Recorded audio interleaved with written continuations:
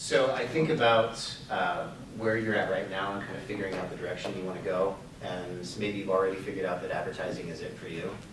But just to give you a little bit of a background for me, when I was in college, I was actually an English teaching major.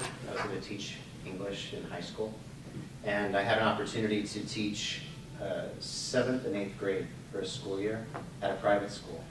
So it's kind of like an internship, I guess. Well, I quickly discovered that that was not my thing. 7th and 8th grade is not my age to teach, and it really made me rethink what I was doing.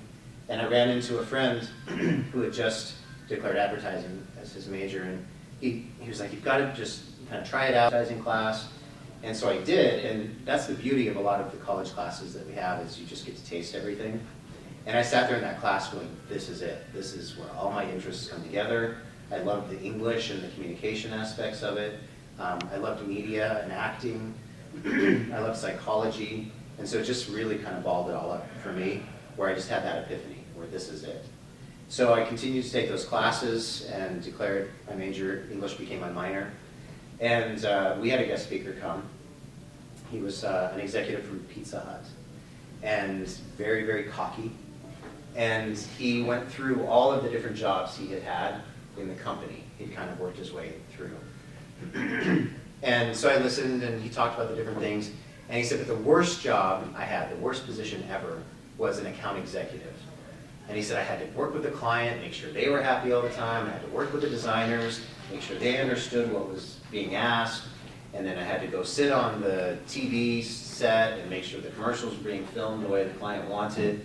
And as he's describing this awful job he had, I was like, that's it. That's what I want to do. And so it always was kind of funny to me that his thing that he disliked was what I really wanted to do. And so that's what I started pursuing on the business track.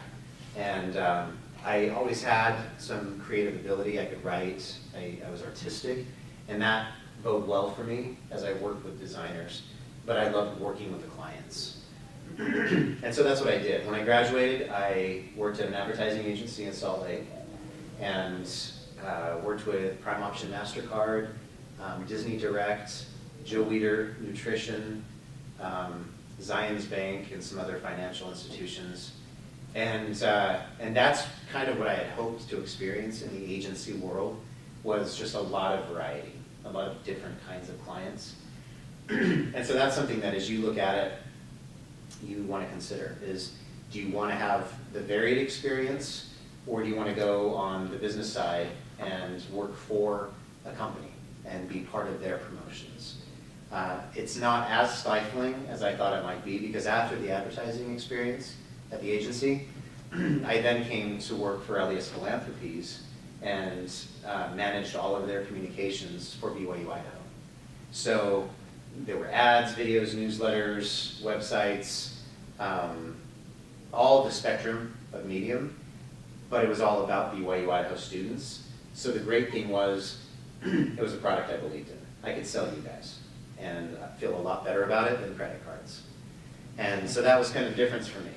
I loved the experience at the agency, and that's one way you could go. But working for an institution, an organization that I believe in, and could talk about that product in different ways and through various mediums, works well too. And there's plenty of variety there. Something that I wanted to mention, just with that first job at the agency, I interviewed, excuse me, and I think they didn't really have a place for me, but he wanted me. And so he offered me a job, and I was like, great, I'm coming out of college, I'm afraid for supporting my family, so I took it. And then he sat me down in one of their main production areas, and actually I just pulled it out, I haven't looked at it for years. This is what I did the first 2.5 weeks of my professional career. I cut these mock-ups out. I had a sheet of paper, and we were using these to send to potential clients as a promo piece to show kind of the concept of this mailer that we would do for whatever the company is. I think we were going to cable companies. And so I had the sheet of paper, it had the outline, and it had an X-Acto knife. And I sat in my tie and X-Acto cutted these things for 2.5 weeks. And I think back on that because I knew what I wanted, and I was one of the few people in the agency that actually wore a tie, but I wanted to be that guy. I wanted to be the account executive and work with the clients, and so I just did it. I sat and did it for 2.5 weeks, and then one day, the president of the company who had hired me was walking through, and he said, "Brett, I want you to come with me." And so he took me he was going to go meet with MasterCard. And so I just kind of tagged along, sat there in that meeting, and then he took me to the subsequent meetings until after not too long, one day he said, "Brett, I need you to go meet with Rob over at MasterCard." And so he sent me on my own. And they became my first client. And then that just kind of grew into the rest of my experience. But I just think about that first 2.5 weeks sitting there, doing whatever it took to get my place in the agency. So as you consider the different things you want to do, the other thing about that agency is it was very small. It was a creative shop. It only ever got to be about 15 people that worked there. My dream had been to work in New York and to be in the big glass and chrome agency building and to have all these huge accounts and all of the hustle and bustle. But I ended up with this small creative shop that just did genius stuff and allowed me to be a big fish in a small pond. And that's one way you could go, or you could be a small fish in a big pond and have to fight for things and really have to grow that way. So I don't think there's a right or a wrong, but that's something that you need to consider as you look at the kind of environment you want to be in. How will you really grow and become what your potential is in the best way possible? So that's kind of my basic background. I worked for LDS Philanthropies for 13 years, and then a year ago I took a job here at BYU-Idaho. I had always been working for the university, but for the church. So now I work on campus, and I was hired to be the marketing coordinator for the auxiliaries on campus, and then they had me oversee Education Week. And so I'm continuing to do that, but more recently they've added community relations and university events to my responsibilities. So I do the stuff I love. I love advertising and promoting, and still getting back to that whole, how do I communicate what's going on in people's heads, what motivates them.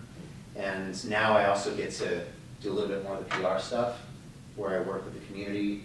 I was just with a group today who was filming, and I'm going to be in part of the video that's for Envision Madison. I don't know if you've heard about that going on right now, but this group is coming in to say, what will Madison County look like in 20 years, in 50 years? We've got a plan. And so the university is working together with them to say, we're interested. We care about what it looks like down the road. So that's kind of what I do now. Any questions on roles, advertising positions, agency versus client side? I have none. I've always had this perception of advertising as being fast-paced and aggressive and, deadline after deadline after deadline and real quick, short, fast turnaround. Was that your experience at all? Yes. And I would say across the board, it's all deadline driven, so I don't imagine anywhere that is slow unless it's not doing well. But it's all very fast paced, it's kind of dog eat dog, and frankly, it got a little bit, it wore on me. And so after I'd been at the agency for about 5 years, I had risen as far as I could go in the agency, and I wanted a different experience, but part of it was the long hours. I was working late into the night all the time. For the most part, I had great relationships with the clients, but it was so high pressure that people get tense, and I was getting sworn at, and it was uncomfortable sometimes. So it was kind of bittersweet. I thrived in that environment, and I loved really the rush of it all, and so much creative energy going on, but it also is exhausting in a lot of ways. Yeah, they call it drop deadlines, drop dead deadlines, because everything just would fall apart if you didn't make this deadline. That's kind of intense. Yeah.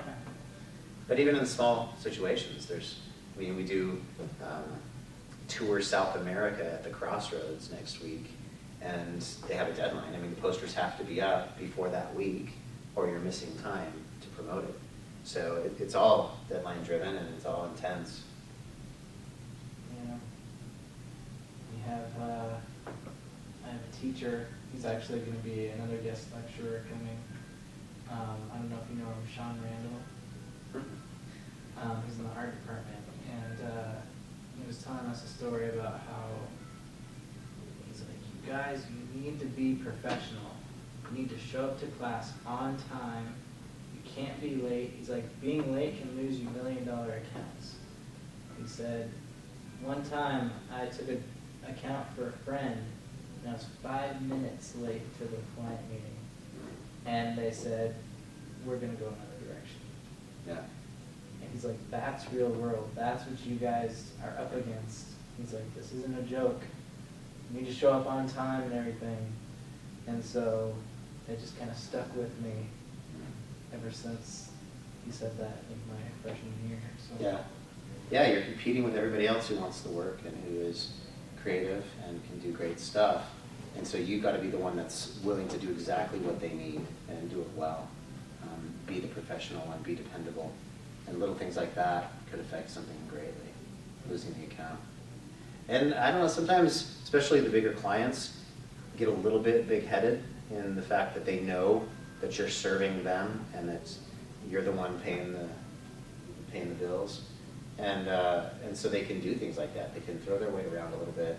I think of, as far as details, there was an agency in Salt Lake City that had, they had the Coca-Cola account for that region. And that's kind of how it's been done for the last couple of decades. There's not a big agency in New York that does all of Coca-Cola's stuff. So they do it regionally. And they had a rule at that agency that you did not bring any Pepsi products into the building, understandably. Well, somebody one morning had stopped at the Maverick or whatever, and it had a Pepsi cup from the fountain drinks. And so they had not thought about it, but brought it in, and the client was there that day from Coca-Cola, and they lost the account. Because the one, or no, they fired the guy. They didn't lose the account, they fired the guy because he had a Pepsi cup. But that's how important it is.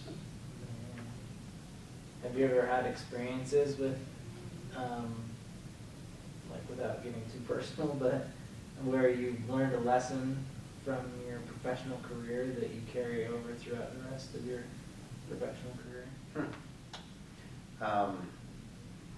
Just lessons learned along the way. And maybe like learning the hard way by Yeah. The first thing that comes to mind is picking your battles, knowing when to fight for something.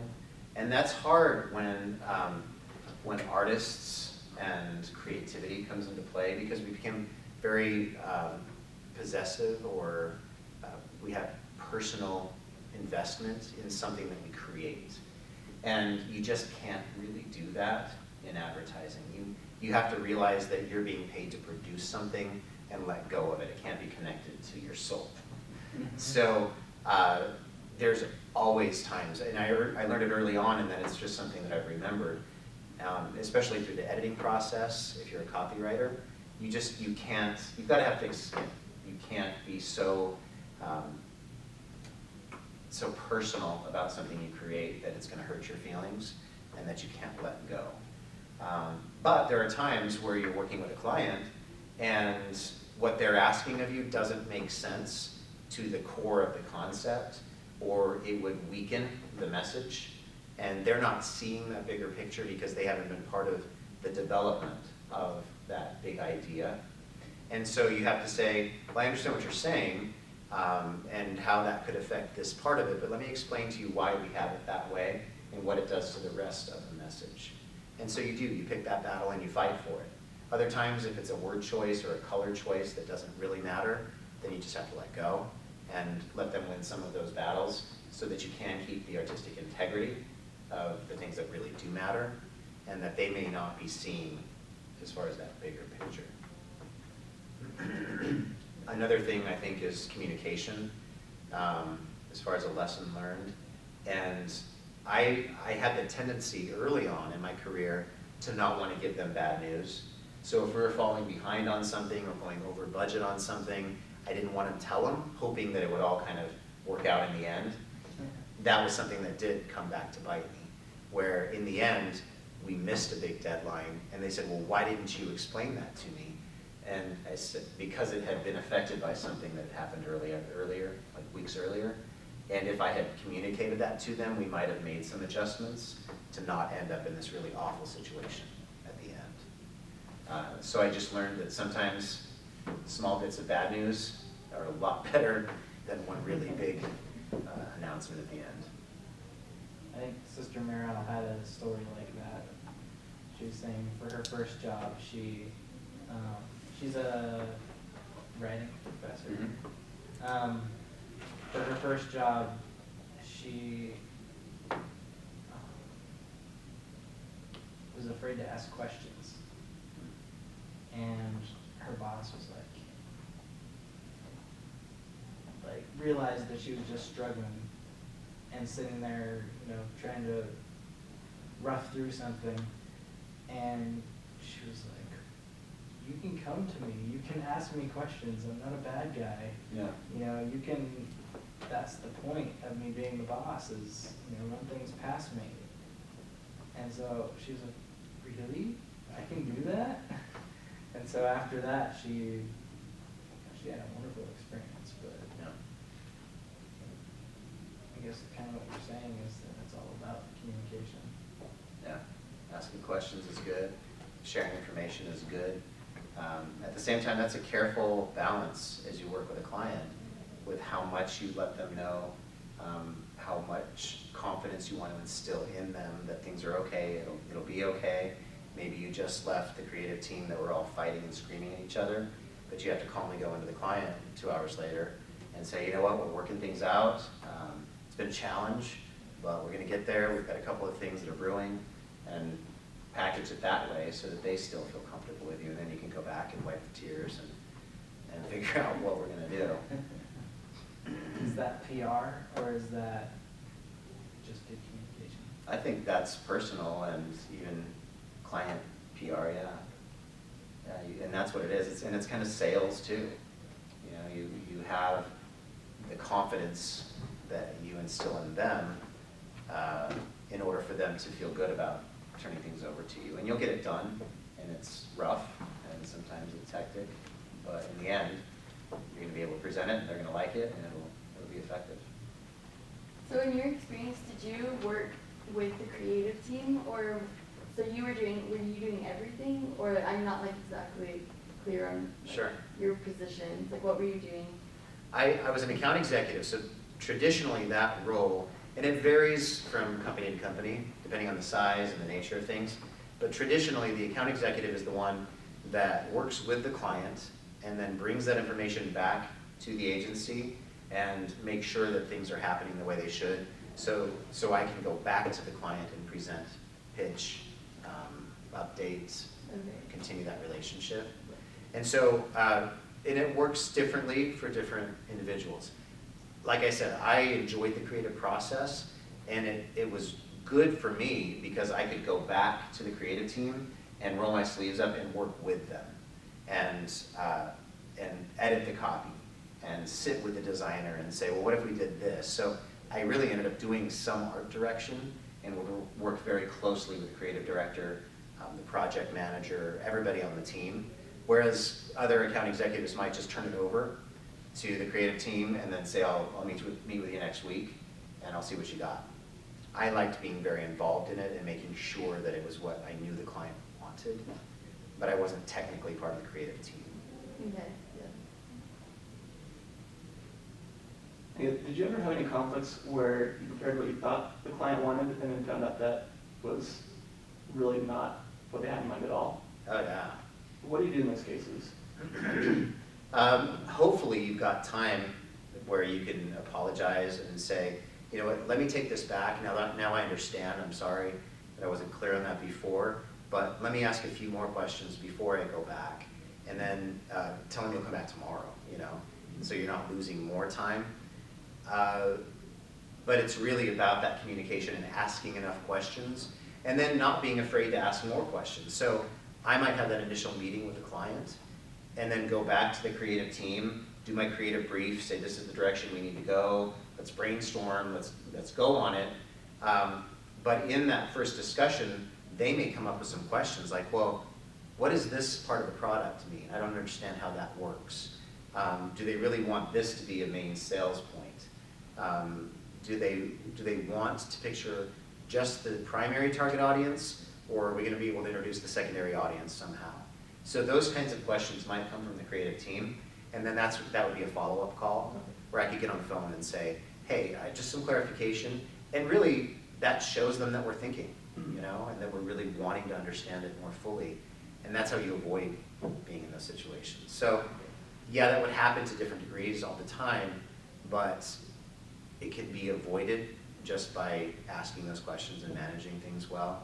Working with the project manager and seeing how things were tracked in an agency where we had multiple jobs and multiple steps and deadlines and dates and budgets, and that's their job. You know, they manage all the details for that.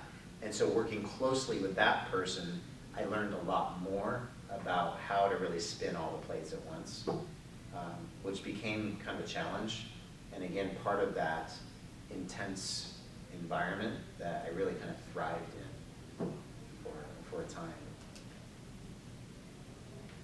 And then I'd go back to her and say, hey, I noticed they're working on this other project. You kind of have to vie for your position too with the other projects in the agency and the other people asking for things. And she would organize and figure out who had the priority and how many hours we could spend on this project today. And so I would depend on her a lot, but I would also have to be kind of watching things to make sure that my stuff was protected. And what do you mean by that, with your stuff being protected? Where somebody else might come in and say, well, my job's more important. Oh. So I want to take the team off of his and have you work on mine for a while. And so she, for the most part, the project manager, would weigh everything with the big picture in mind. But sometimes I'd have to come in and fight for my spot again and say, hey, they've been half a day on that other project. I really need a couple hours out of the designers. Makes sense, like priority. Yeah. When there's so many things coming through that you've got to prioritize, you've got to, that time is so valuable. Plus, really, anymore you're billing by hour. So everybody's tracking their hours and saying how much time they've spent on a given project, and that's how you bill it in the end. So it's a lot to keep track of. Do you guys have more questions? Any questions about PR? Yeah, so in your personal agency, did you work with, well, you were kind of saying that you did like PR yourself, but with like the customer. But was yours strictly an advertising agency, or was it PR as well?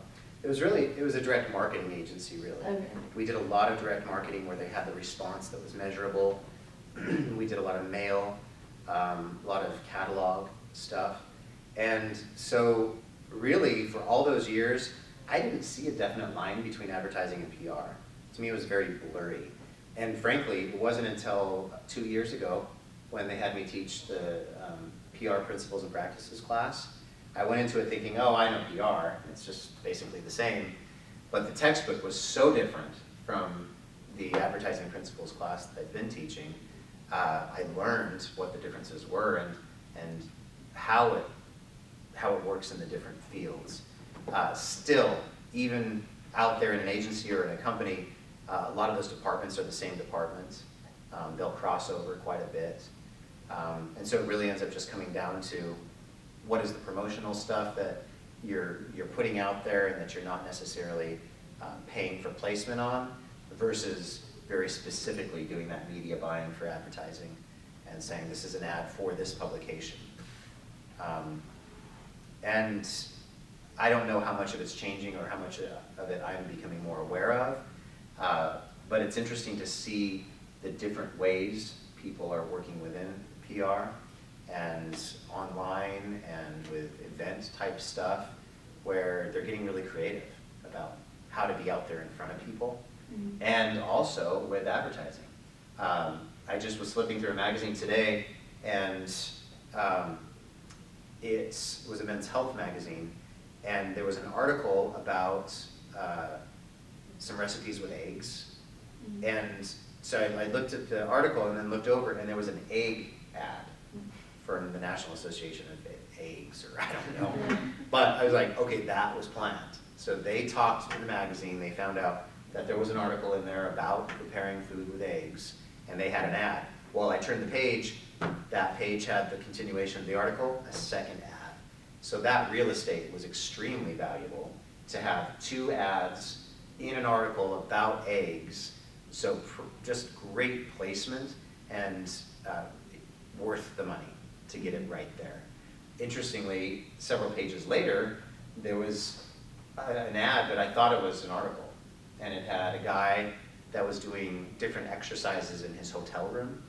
And for the guy on the road, how do you exercise without some dumbbells or whatever, and different push-ups from your feet up on the bed. And anyway, I really was looking at it as an article, and then noticed it was for like Holiday Inn and Suites or something. Oh, no way. And so it was an ad made to look like an article with practical information, and it was all photographed and said so in their hotel in Pasadena, and just brilliantly put together that it was almost seamless through the magazine. So they knew their target, they knew the medium, the vehicle they were using, and got, I think, their money's worth. Yeah. So there's just, people are being a lot smarter about what they do. So do you think that a lot of PR crosses over into advertising? Like if you're educated in public relations, do you think you'll most likely end up working in advertising or with advertising? With them, yeah. With them, yeah. Yeah, at the least, your departments are gonna have to coordinate together, Mhm. because if you've really got a cohesive plan and a campaign and a strategy, then there's the advertising part of the marketing, and then there's the public relations part of that marketing. And so you want it to be consistent. And that's one of my main rules about advertising, is that it's consistent and that it's easy to understand, that you get the message right away, and that you recognize it as soon as you see it. So whether it's an ad in the magazine, or a web banner, or an article that happens to come out at the same time because of a news release, all of that is going to use the same words, the same buzzwords, the same language. It'll have the same branding to it, but they're all just different efforts to complete that picture, that whole campaign effort. So definitely you'd be working with advertisers. You might have some that are just purely philanthropic, like the Red Cross or American Cancer Society or something, where it seems as if it's, because it's nonprofit, it's just public relations, but they place ads too. And so there really is a lot that blurs. Mhm. Yeah. Anything with the creative process?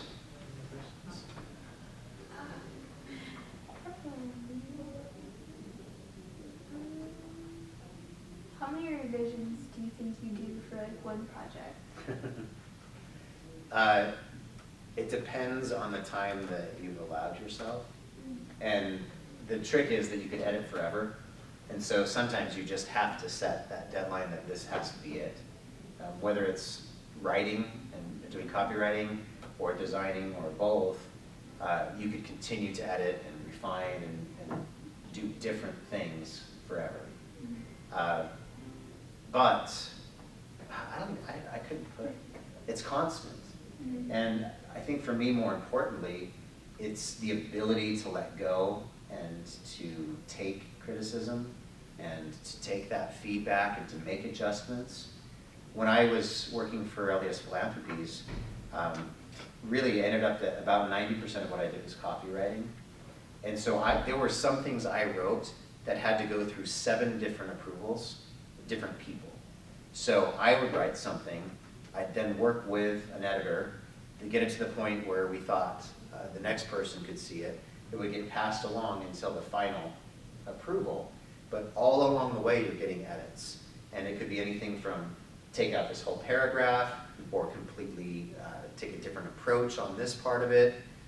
The headline's awful, to I just don't like that word, or take out this sentence. So every step of the way, you're going to be getting any of that. And again, you kind of have to go back to picking your battles. And sometimes, for example, I might be talking with some person who said, actually, use this word instead of this word.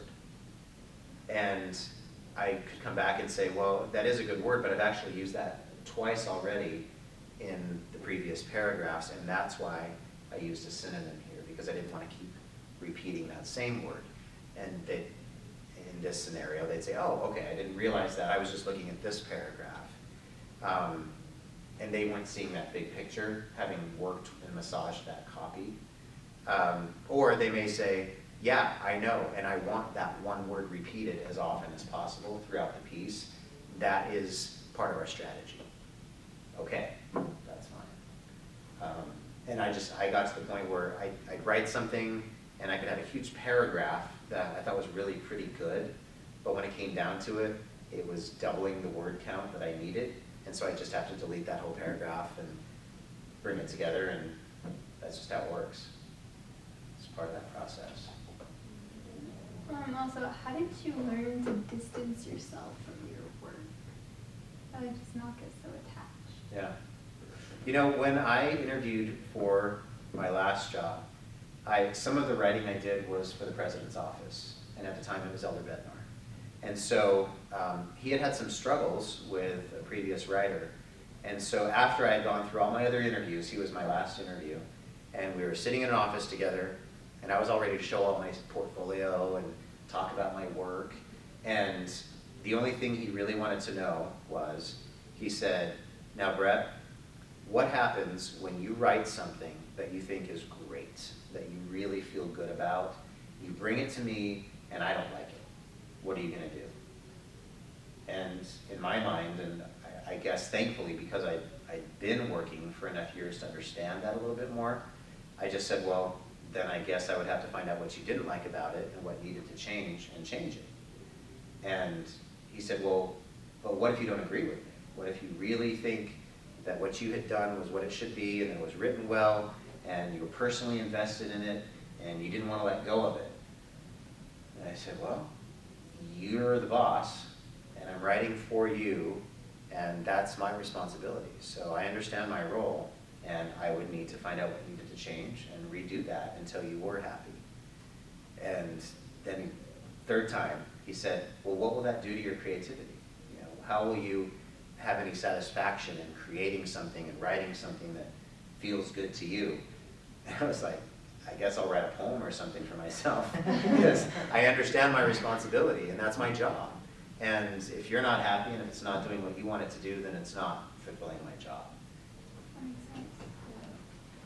In one of our art classes, the project is to create 3 posters, and then you take 2 of them and have the rest of the class pick the 2 best of your posters, and for the 3rd one, you tear it up. Yeah, And it's a good exercise. it's rough. For that first, because it's like an introductory class, Yeah. and you rip it up. I mean, you've mounted it, you spent money on it, you're not only financially invested, but you're invested through time, Yeah. and you gotta tear it up. That's part of your grade. I love that. What Well, class is that for? Art 130. Oh, okay. and it may be that was your favorite, that the class liked the other 2, Yeah. and your favorite didn't get picked. So to rip that up, that's a great exercise. I'm doing that later. It's a good. It was kind of funny because when I did it, all the art faculty started pouring in to watch. Yeah. Watch them rip up their stuff. Yeah. You know, kind of related to that is, I look at some things and I'll say that was designer driven. So it's really pretty or it's really creative, but the message does not come across like it should. Right before I came, I just grabbed a couple of posters from our office that we had put out. We do center stage in the different performances. And so the first one is this. I don't know if you remember seeing this around campus. He's the world's only rhythmic juggling beatboxer. And when I first saw this, as they were putting him up, I was like, what in the heck is that? And once you get into it, you see the guy's crazy. It kind of, in fact, he loved it. He said he was going to take it home and frame it after his performance. But to me, it's kind of an interesting design, but as far as advertising, it's not immediately getting across what you want to get across. The message is not clear. Yeah, I got that when looking at it. You got that one what? When I was looking at it, when I saw it, I didn't really know what it was. Yeah, well, and you can't It's cool, afford. and yeah, the thing is like I walked past some of those posters and I just kept walking. Like I Right. didn't even take the time to figure out what it was. But now that you explain it, I am like, oh, I get it. You get it, Yeah. but you were missed. Mhm. And how many other potential audience members were missed? Because you can't afford that. You can't risk that. To have somebody think deeply and get the message of the arts, and that's not advertising. Advertising is you express it clearly, it's understandable, it's motivating you to do something, and it's the right combination of all of the creative elements. So contrast that with this. To me, I just think this is a fabulous, straightforward, well done, slick poster.